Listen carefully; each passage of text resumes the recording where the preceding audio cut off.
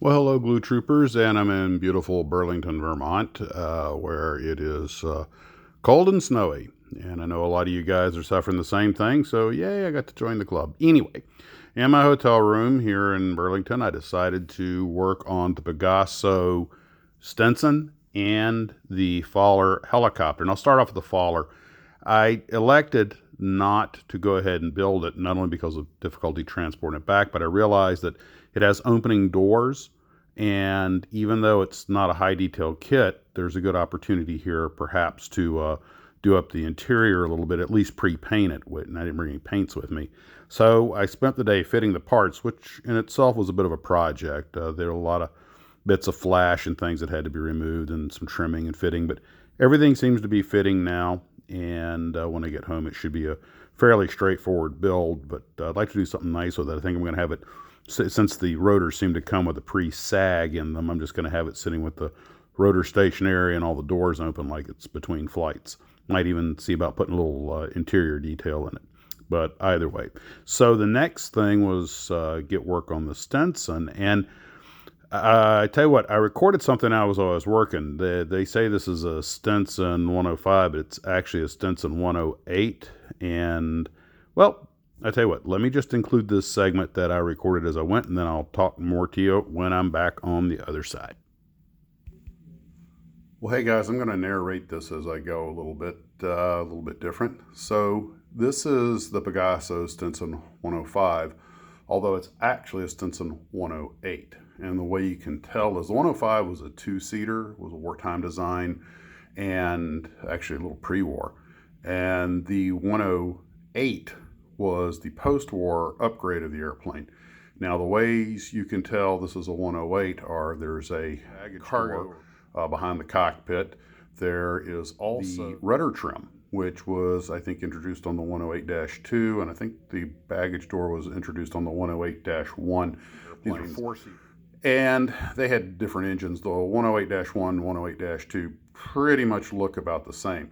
Now, the 108-3, which was the latest version that saw serial production, could be quickly identified because it had a larger dorsal and it also had a flat rear edge to the rudder, so it didn't have that rounded look. This model almost impresses me as being a blend like a 103 with a, or excuse me, like a 108-3 with a 108-2 rudder on it. The tail dorsal seems to be a bit exaggerated for the Dash 2, but it doesn't have the flat trailing edge to the rudder of the Dash 3. And it could just be an imperfection in the design of the mold, or it may have actually been somebody had when they went out to make the diagrams and everything to make the molds, it's possible that somebody actually found a Dash 3 that had a Dash 2 rudder on it. But not a big deal. It still looks very Stinson-y. And unless there's a version of the Stinson I'm not familiar with, if somebody knows where I'm going wrong here, please let me know. And you could easily shave that tail down and use make a Dash 3 tail out of it if you wanted to, but I think it looks nice the way it is.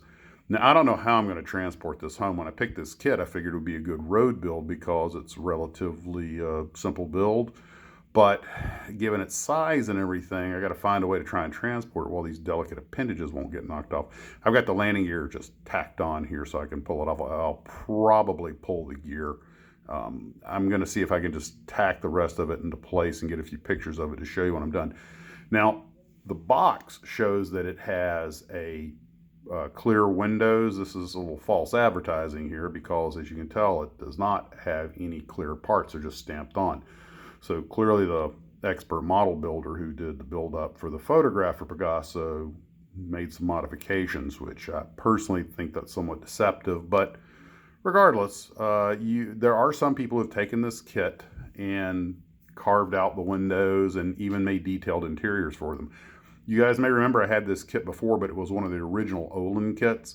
And I'd just gotten started on it when somebody sent me an email that with a lot of pictures to prove their bona fides, that they were a collector of these vintage kits, and they didn't, Olin kits, and then Lindbergh, and they didn't have one in their collection. They were wondering if I was willing to part with it, how much. I just gave it to them. And I was like, look, if you're protecting the history of model building, here you go. I'd already glued the fuselage halves together, but I was able to separate them without doing any damage. So I sent him the original kit, and I'd made the comment, you know, I kind of like that kit. I'd like one. And then a glue trooper sent me the repop, which was perfect because now I had one I didn't have any guilt about building. I had thought about doing it like the Stinson from This Island Earth, but well, we'll see how much into the weeds I want to get onto it when I get it home and can finish it out. But this will go up with the Sweep He Racer and a couple others of kits that I need to finish. But that being said, it is what it is, and for what it is, it's actually a really neat little kit, interesting subject matter, and no putty was needed for the seam lines. It's sealed up tight, and you can do what you want with it. You can cut out where the clear part should be and really go super detailed with it. The original that I had received this, the other guy, actually, the gentleman who had started on it, who sadly I think passed, had done a complete like a little miniature engineering drawing of the instrument panel and everything else. So he was going to cut out and hyper detail it, and that's a very cool thing to do if you've got the skills. I'm afraid I'd just butcher it.